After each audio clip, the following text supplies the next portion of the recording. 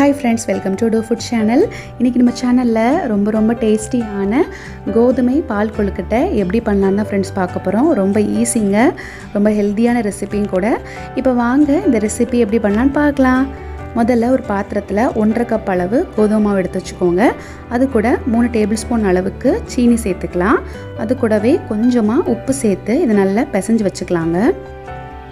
நல்லா மிக்ஸ் பண்ணதுக்கு அப்புறம் இது கூட கொஞ்சமா தண்ணி சேர்த்து நம்ம நல்லா பிசைஞ்சு வச்சுக்கணும். சப்பாத்தி மாவு பிசைவோம்ல அதை விடக்கும் கொஞ்சம் லூஸா பிசைஞ்சு வச்சுக்கோங்க.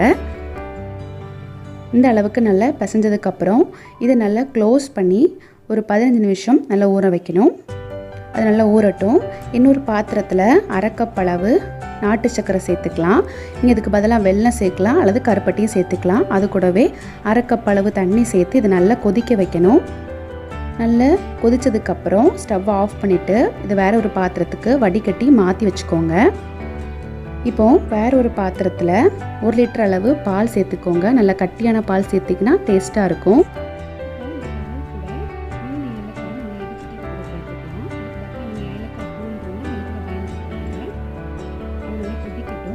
இன்னொரு பாத்திரத்தில் 1 டேபிள் ஸ்பூன் அளவுக்கு கோதுமை மாவில் கொஞ்சமாக பால் சேர்த்து நல்ல திக்கான பேஸ்ட்டாக நீங்கள் செஞ்சு வைக்கணும். இது எதுக்குன்னா கடைசியாக இதை வந்துட்டு இந்த பால் கூட சேர்த்தோம்னா நல்லா கட்டியாக கிடைக்கும், நல்லா க்ரீமியாக கிடைக்கும். இதுக்குதான் இந்த அளவுக்கு நீங்கள் பசஞ்சு வச்சுக்கோங்க. மிக்ஸ் பண்ணி எடுத்துக்கலாம். இப்போ பார்த்தீங்கன்னா ஒரு 15 நிமிஷத்துக்கு அப்புறம் நம்ம ஊற வச்சு அந்த மாவு வந்துட்டு நல்லா சாஃப்டாக மாறிடுச்சு.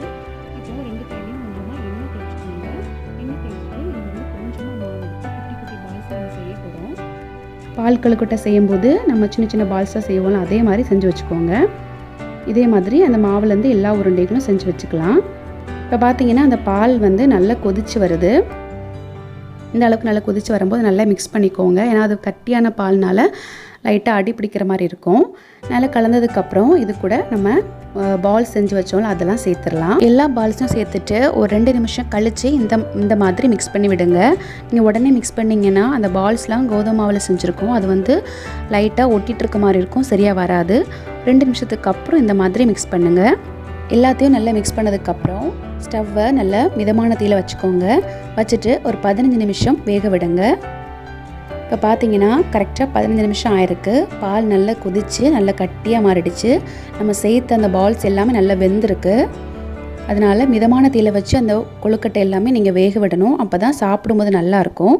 இப்போ நம்ம ஆரம்பத்தில் கரைச்சி வச்ச அந்த கலவையை சேர்த்துடலாம். கோதுமை மாவும் பாலும் சேர்த்து ஒரு மிக்ஸ் மாதிரி பண்ணி வச்சோம்ல அது எல்லாத்தையும் அதில் சேர்த்துடலாங்க. அந்த பால்ஸ் எல்லாம் வெந்ததுக்கப்புறம் தான் இந்த மிக்சரை நம்ம அதில் சேர்க்கணும். எல்லாத்தையும் சேர்த்துட்டு மறுபடியும் நல்லா குறைவான தீயில வச்சு நல்லா இந்த மாதிரி மிக்ஸ் பண்ணுங்கள். இது மிக்ஸ் பண்ண கொஞ்ச நேரத்துலேயே நல்லது கட்டியாக மாறிடும், திக் பேஸ்ட்டாக கிடைக்கும். பார்த்தீங்கனாலும் தெரியும் அது கலரும் மாறிடுச்சு, நல்ல க்ரீமியான டெக்ஸ்சரும் கிடச்சிருக்கு. இப்போ நம்ம ஸ்டவ் ஆஃப் பண்ணிடலாம்.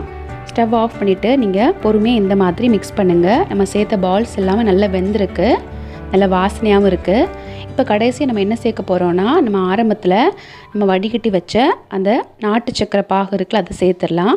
நல்லா வடிகட்டினதுக்கப்புறம் நீங்கள் சேர்த்துக்கோங்க. சேர்த்துட்டு இதை நல்லா ஒரு தடவை மிக்ஸ் பண்ணுங்கள். அவ்வளோதான் ஃப்ரெண்ட்ஸ், சூப்பரான கோதுமை பால் கொழுக்கட்டை ரெடி ஆயிடுச்சு. ரொம்ப ஈஸிங்க, கண்டிப்பாக அந்த ரெசிபியை செஞ்சு பாருங்கள். நம்ம உடம்புக்கு ரொம்ப ஆரோக்கியமானதும் கூட. நீங்கள் ரெசிபி செஞ்சு பார்த்துட்டு உங்களுடைய ஃபீட்பேக் எங்களோட ஷேர் பண்ணுங்கள். இந்த வீடியோ உங்களுக்கு பிடிச்சிருந்தா மறக்காமல் நம்ம சேனலுக்கு சப்ஸ்கிரைப் பண்ணிக்கோங்க. பக்கத்தில் இருக்க பெல் ஐக்கானை கிளிக் பண்ணிக்கோங்க. Thank you friends.